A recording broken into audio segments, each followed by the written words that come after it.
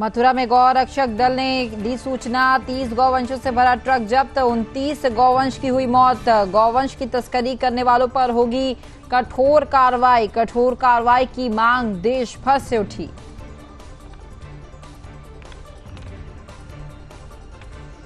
प्रयागराज में माफिया अतीक अहमद की संपत्ति पर चला बुलडोजर, 6 करोड़ 60 लाख की संपत्ति की गई कुर्क। दूसरी संपत्ति पर बुलडोजर से की गई कार्रवाई।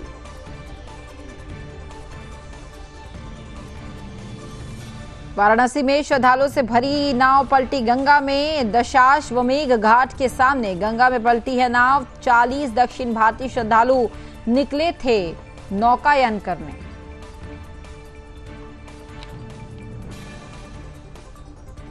मुजफ्फरनगर में हुआ बीजेपी का पिछड़ा वर्ग सम्मेलन आयोजित। गन्ना बेल्ट खतौली उपचुनाव को लेकर हुई चर्चा। डिप्टी सीएम केशव प्रसाद मौर्य ने विपक्ष पर साधा निशाना, साथ ही बीजेपी की जीत पर किया बड़ा दावा।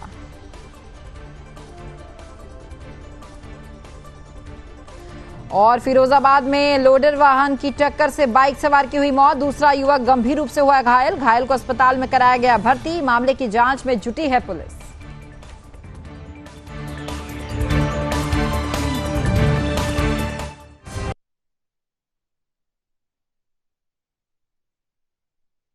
नमस्कार, आपका राज्य आपकी खबर देख रहे हैं। यहाँ पर मैं हूं आपके साथ स्मारिका ठाकरे। बुलेटिन की शुरुआत करेंगे। पहली खबर यूपी के मथुरा से है। जी हां, मथुरा के थाना क्षेत्र फरा में पुलिस ने गौवंशों से भरा ट्रक जब्त कर लिया है। आपको बताएं कि मुखबिर से ये सूचना मिली थी कि एक ट्रक गौवंश से भरा हुआ आगरा की तरफ से मेवात के लिए कटान के लिए ले जाया जा रहा था, जिसकी सूचना गौरक्षक दल को दे दी गई।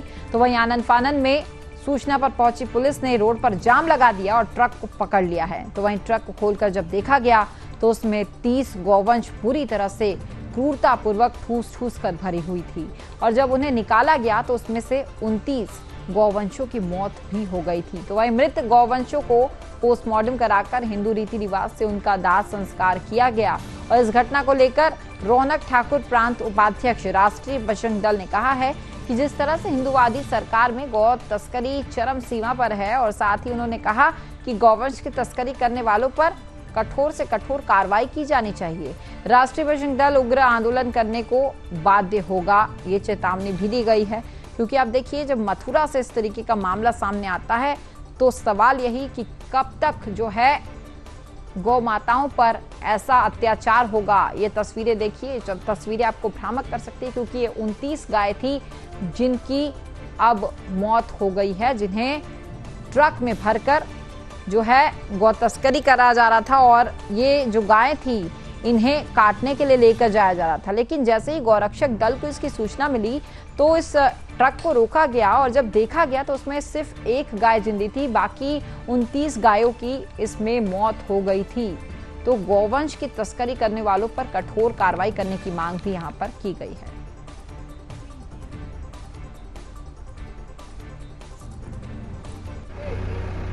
फरे थाना क्षेत्र के अंतर्गत रोसूगढ़ी के पास ये ट्रक पकड़ा गया, जिसमें 30 गाय जो कि मृत अवस्था में है और एक गाय जीवित अवस्था में। ये बड़ा दुर्भाग्य का विषय है कि उत्तर प्रदेश में हिंदूवादी सरकार होने के बाद और उत्तर प्रदेश के मुखिया जो हिंदू हृदय सम्राट कहे जाते हैं योगी आदित्यनाथ की सरकार में भी इस तरह से ये हौसले बुलंद गौ तस्करों के हैं, जिस तरह से गौ माताओं को अवैध रूप से भर के कट्टी खानों के लिए ले जाया जाता है। इसीलिए हम हिंदूवादी सरकार से भी आग्रह करेंगे। और ये जो थाना फरे का कार्य क्षेत्र रहा है बहुत ही अच्छा रहा है, गौ सेवकों को भी सहयोग रहा है और उन्हें अच्छा समर्थन दिया है। लेकिन ये सरकार में जिस तरह से ये कार्य हो रहा है इसका राष्ट्रीय बजरंग दल पूर्ण रूप से विरोध करता है और गौरक्षक दल भी इसका विरोध करता है। अगर भविष्य में इस तरह की घटनाएं होंगी तो कहीं ना कहीं सरकार के विरुद्ध जाने के लिए हिंदूवादी लोगों को। तो ये बात करेंगे उत्तर प्रदेश के प्रयागराज की, जहां माफिया अतीक अहमद के खिलाफ बुधवार को बड़ी कार्रवाई की गई थी, जिसमें जो है झूसी इलाके में 123 करोड़ रुपए की संपत्ति को गैंगस्टर एक्ट के तहत कुर्क कर लिया गया था। वहीं अब शुक्रवार को भी एक बार फिर से 6 करोड़ 60 लाख रुपए की संपत्ति जो है अतीक अहमद की अब कुर्क कर ली गई है। तो वहीं अधिकारियों का यह कहना है कि अभी दर्जनों से अधिक संपत्तियों का चिन्हीकरण और भू सत्यापन जो है लगातार जारी है और आने वाले दिनों में और भी बड़ी कार्रवाई देखने को मिल सकती है। यूपी में योगी सरकार बनने के बाद माफियाओं का जो है माफियाओं की खैर नहीं है और अब माफिया अतीक अहमद के अवैध साम्राज्य के खिलाफ वर्ष 2020 में एक कार्रवाई शुरू हुई थी जिसमें उसके पैतृक निवास पर बुलडोजर चलाया गया था और साथ ही उसके सियासी दफ्तर को भी जमींदोज कर दिया गया था। उसके अलावा कई दूसरी संपत्तियों पर भी बुलडोजर की कार्रवाई की गई थी और इसके साथ ही दर्जनों से अधिक जमीनों को भी गैंगस्टर एक्ट के तहत जो है जब्त कर लिया गया और जिसमें लखनऊ और कौशाम्बी में हुई कार्रवाई शामिल बताई जा रही है। जहां आंकड़ों की अगर बात करें तो आंकड़ों के मुताबिक अब तक अतीक अहमद की 10 अरब से अधिक की संपत्ति योगी सरकार ने कुर्क कर ली है या फिर ध्वस्त कर दी है। आप देखिए किस तरीके से इस गैंगस्टर के पास अर्जित जो है संपत्ति है और अब तक कई करोड़ रुपए की संपत्ति अब तक कुर्क कर ली गई है और ध्वस्त भी कर दी गई है और ये कार्रवाई लगातार जारी है और ये आंकड़ा और अधिक बढ़ सकता है, ऐसा अनुमान लगाया जा रहा है। आपको बताएं कि प्रयागराज में माफिया अतीक अहमद की संपत्ति पर बुलडोजर चला है। 6 करोड़ 60 लाख की संपत्ति यहां कुर्क कर ली गई है और ये कार्रवाई लगातार जारी है और ये कार्रवाई में ऐसा कहा जा रहा है कि और अधिक संपत्ति भी निकलकर सामने आ जाती है जिस पर एक्शन पुलिस के द्वारा लगातार लिया जा रहा है। तस्वीरें भी आप देखिए किस तरीके से जो है ये कार्रवाई बड़ी जोर शोर से चल रही है और बुलडोजर भी यहाँ चलता हुआ नजर आ रहा है। किस तरीके से गैंगस्टर एक्ट के तहत बड़ी कार्रवाई जो है हो रही है।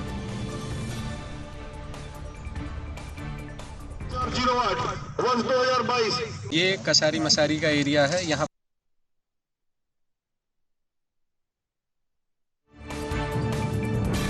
ये कसारी मसारी का एरिया है। यहाँ पर अतीक अहमद की ये 11.5 बिस्वा की ज़मीन थी जो कि अपराध से अर्जित धन के द्वारा खरीदी गई थी इनके द्वारा। उसी को आज गैंगस्टर एक्ट की धारा 14(1) के तहत जो कि दुमनगंज में लिखा था उसी में कार्रवाई करते हुए कुर्क किया गया है और इसकी अनुमानित कीमत है वो 6 करोड़ 60 लाख की बताई जा रही है।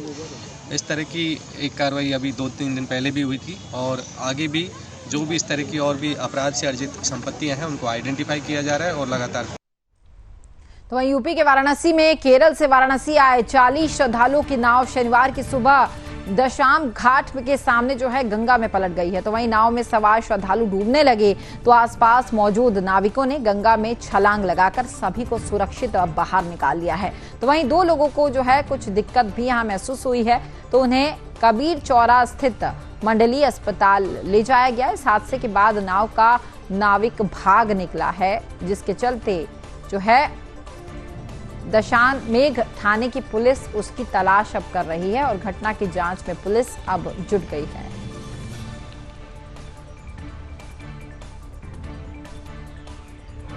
सभी दक्षिण भारतीय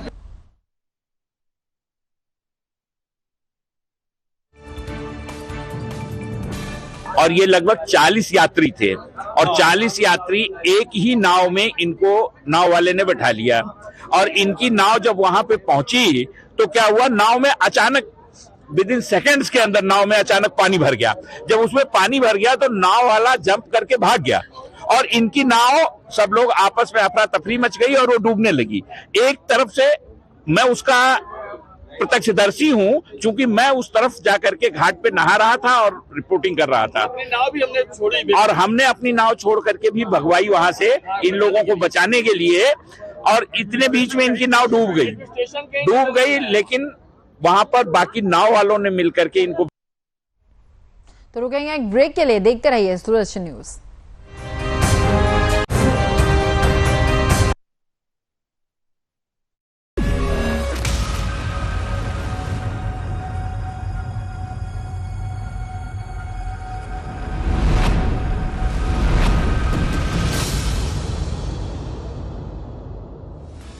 आइए नए उत्तर प्रदेश की क्षमता और असीमित अवसरों से सफलता की नई कहानी लिखें।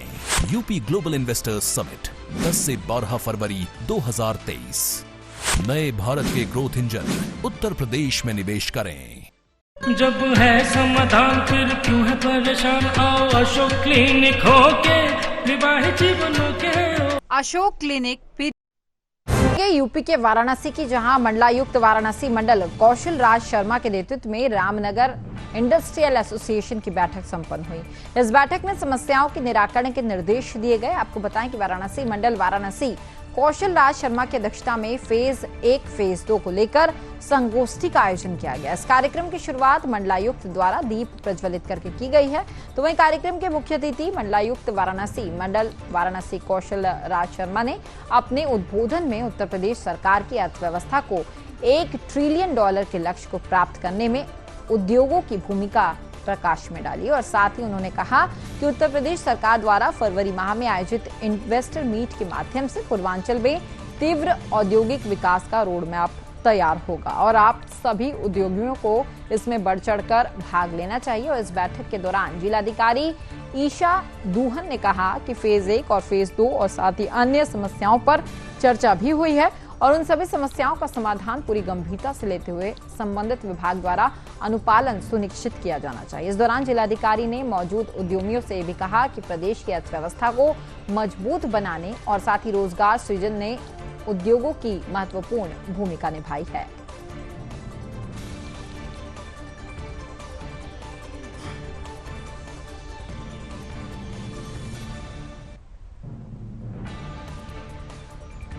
तो वहीं उत्तर प्रदेश के मुजफ्फरनगर जनपद में गन्ना बेल्ट खतौली पर होने वाले उपचुनाव को लेकर बीजेपी ने शुक्रवार को बड़सू गांव में पिछड़ा वर्ग सम्मेलन का आयोजन किया, जिसमें मुख्य अतिथि उत्तर प्रदेश सरकार के डिप्टी सीएम केशव प्रसाद मौर्य भी मौजूद रहे। तो वहीं सम्मेलन में डिप्टी सीएम केशव प्रसाद मौर्य ने जमकर विपक्ष पर हमला बोला है। आपको बताएं कि डिप्टी सीएम केशव प्रसाद मौर्य ने कहा कि गठबंधन प्रत्याशी लोनी में 3 बार चुनाव हार चुके हैं और खतौली की जनता भी उसे हराकर ही भेजने वाली है। तो वहीं केशव प्रसाद मौर्य की अगर माने तो उत्तर प्रदेश में 3 जनपदों में हो रहे उपचुनाव पर भारतीय जनता पार्टी तीनों सीट पर अपनी जीत दर्ज करती हुई नजर आ रही है। इस पिछड़ा वर्ग सम्मेलन में लोनी विधानसभा से बीजेपी के विधायक नंदकिशोर गुर्जर ने भी गठबंधन प्रत्याशी मदन भैया पर जमकर निशाना साधा और ये कहा कि उन पर हत्या, लूट, रंगदारी, अपहरण के कई केसेस जो है वो दर्ज है और आगे क्या कुछ कहा उन्होंने आपको सुनवाते हैं।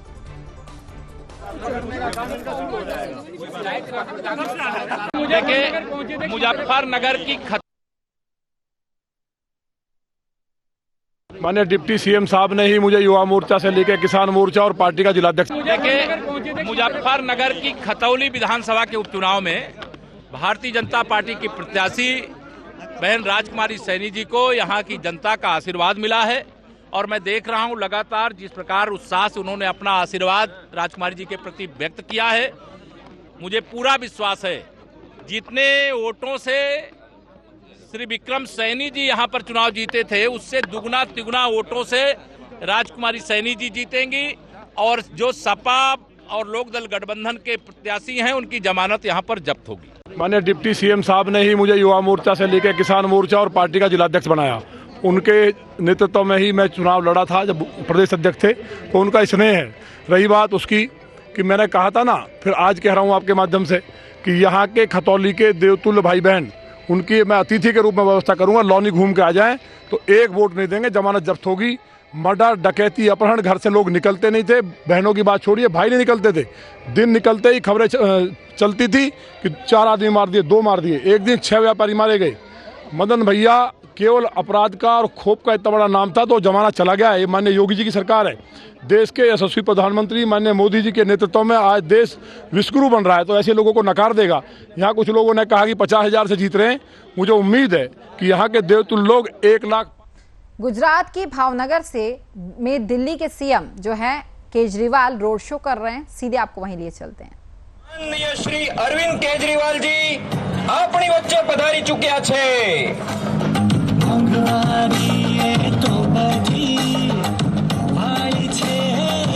जो है रोड शो कर रही है आम आदमी पार्टी और सीधी तस्वीरें हम आपको गुजरात के भावनगर से दिखा रहे हैं, जहां आम आदमी पार्टी रोड शो कर रही है। अरविंद केजरीवाल का ये रोड शो आप देखिए।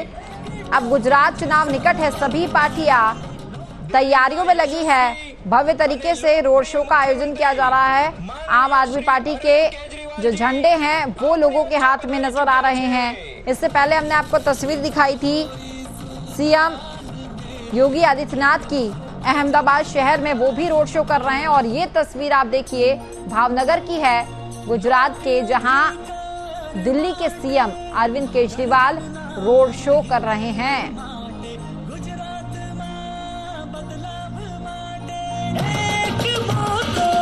केजरीवाल जी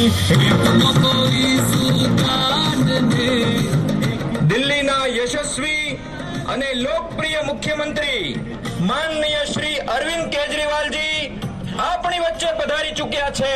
तो अरविंद केजरीवाल रोड शो कर रहे हैं गुजरात के भावनगर में, और अब गुजरात चुनाव बेहद निकट है। 1 दिसंबर की वो तारीख है जब पहले चरण का चुनाव जो है वो गुजरात में होगा। तो चलिए रुकेंगे एक ब्रेक के लिए, देखते रहिए सुदर्शन न्यूज।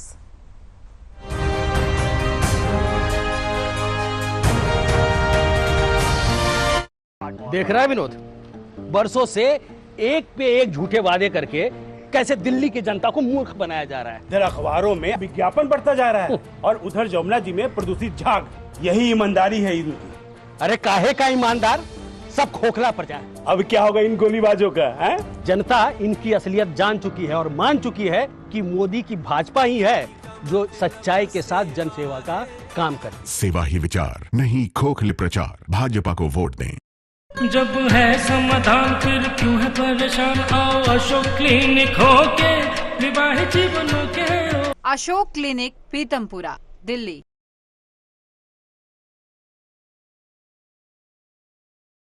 जब है समाधान फिर क्यों है परेशान, आओ अशोक क्लिनिक होके विवाहित जीवनों के। अशोक क्लिनिक।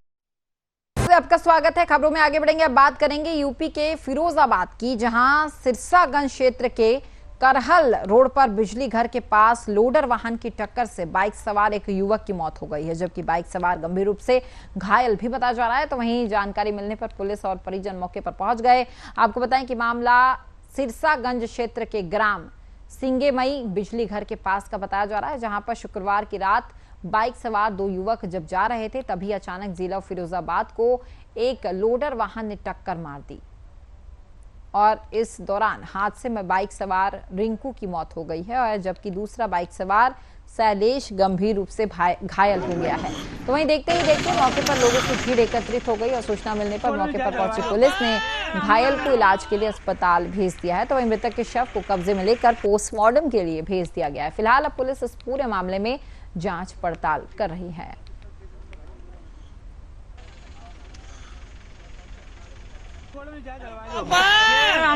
ये अपनी बहन को छोड़ के जा रहे थे। कौन? ये रिंकू और उनका लड़का जा रहा था, उनका भानेज जा रहा था साथ में, दोनों लोग। तो अज्ञात वाहन कोई टक्कर मार के चला गया है। हमको सूचित मिली, फोन गया, तैसे ही हम लोग भग के आए यहाँ पर। तो ये लोग डले हुए थे रोड पर। किसी की मृत्यु हो गई है? जी, रिंकू की मृत्यु हो चुकी है और शैलेश। तो वहीं यूपी के सीतापुर में पेड़ों को लेकर हुए विवाद में 2 सगे भाइयों को जो है बड़े भाई ने मौत के घाट उतार दिया है, जिसके चलते दोनों की मौके पर ही मौत हो गई। दरअसल रामकोट थाना क्षेत्र के अंतर्गत खेत में खड़े यूका लिपिट्स के पेड़ों को लेकर काफी विवाद हो गया। विवाद इतना बढ़ गया कि एक भाई ने 2 सगे भाइयों को धारदार हथियार से मौत के घाट ही उतार दिया, जिसकी वजह से मौके पर ही दोनों भाइयों की दर्दनाक मौत हो गई। तो वहीं सूचना मिलने पर पहुंची पुलिस ने शव को लेकर अब पोस्टमार्टम के लिए भेज दिया और पुलिस अब इस पूरे मामले में जांच पड़ताल कर रही है।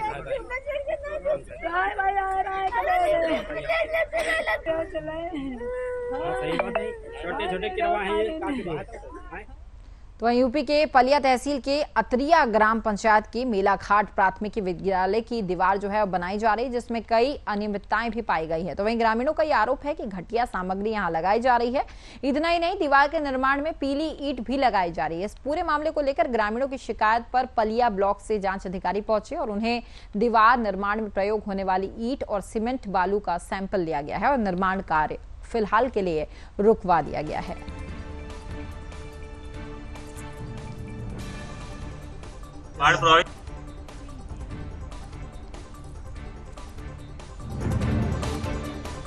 तो वहीं यूपी के मोदीनगर के भोजपुर थाना क्षेत्र में पुलिस ने अवैध शस्त्र बनाने वाली एक फैक्ट्री का भंडाफोड़ कर दिया। आपको बताया कि यह फैक्ट्री लगभग 20 से 25 दिनों से भोजपुर क्षेत्र में खाली पड़े मकान में चल रही थी और जहां से पुलिस को भारी मात्रा में अवैध तमंचा, पिस्टल, प्रवेश पत्र बनाने के उपकरण भी बरामद हुए। जहां आरोपी द्वारा बड़ी मात्रा में शस्त्र बनाकर बेचे भी जा चुके थे, जिनका पुलिस अभियुक्तों की निशानदेही पर अब जांच चल रही है।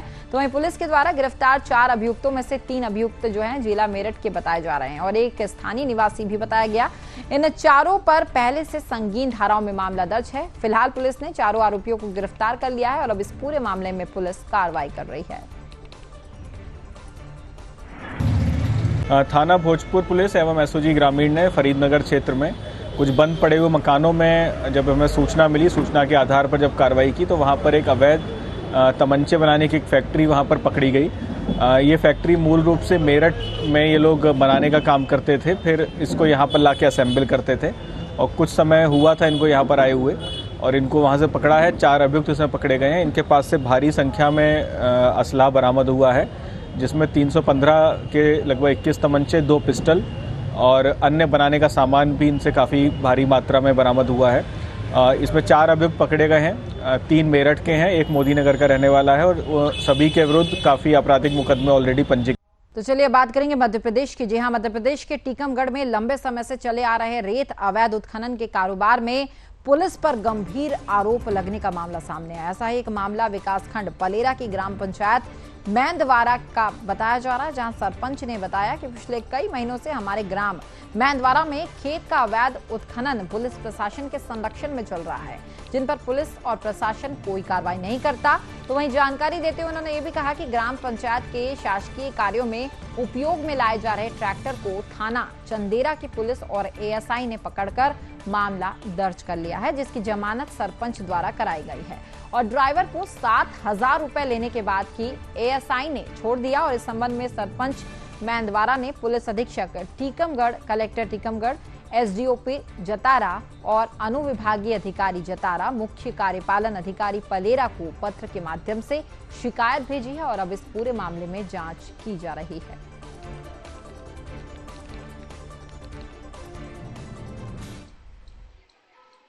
समस्या ये थी कि ग्राम पंचायत मैंदवारा में अवैध रेत उत्खनन हो रहा है। थाना प्रभारी चंद्रा सेलन सक्सेना एएसआई हरी सिंह यादव करवा रहे हैं। हमारे ग्राम पंचायत में काम निर्माणाधीन है, सीसी, नापडेप और पशु शासकीय औद्योगिक औषधालय। तो हमारा ट्रैक्टर भी बजी डाल रहा था। हमने कहा भी ये लोग हमारे ट्रैक्टर है पकड़ लिया है। मैं गया, मैंने कि श्रीमान उनको आदेश बताया, आदेश की कहाँ बताइए साहब, ये भोपाल का आदेश है, इसमें पंचायत को कोई टैक्स नहीं लगता है, पंचायत शासकीय कार्यों के लिए बजरी डाल सकती है। लेकिन मेरी कोई बात नहीं मानी गई। हरी सिंह द्वारा यादव द्वारा कहा गया है कि साले चमड़ा तेरी सरपंच जी गाड़ा घुस दूंगा, तेरी सरपंच जी मिटा दूंगा, तुझे जेल भिजवा दूंगा। क्या तो फिलहाल आपका राज्य आपकी खबर में इतना ही, लेकिन सुरक्षित न्यूज में खबरों का सिलसिला लगातार जारी रहेगा। जय हिंद।